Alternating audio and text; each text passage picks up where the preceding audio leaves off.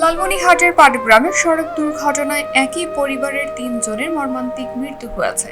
মঙ্গলবার ১৭ মার্চ সকালে উপজেলার মির্জাপুর মডেল মসজিদ সংলগ্ন এলাকায় এই দুর্ঘটনা ঘটে।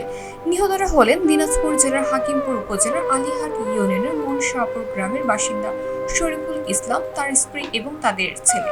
জানা গেছে, শরীফুল ইসলাম পাটগ্রামের একটি বেসরকারি এনজিওতে কর্মরত ছিলেন।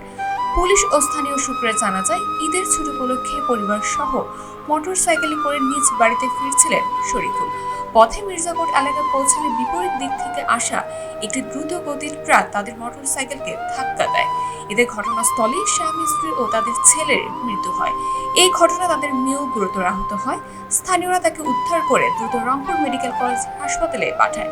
সেখানে তার চিকিৎসা চলছে। ঘটনার পরপরই এলাকায় শোকের ছায়া নেমে আসে। পুলিশ দুর্ঘটনা কবলিত ট্রাকটি সরানোর চেষ্টা চালাচ্ছে এবং এই বিষয়ে আইনগত ব্যবস্থা নেওয়ার প্রক্রিয়া চলছে।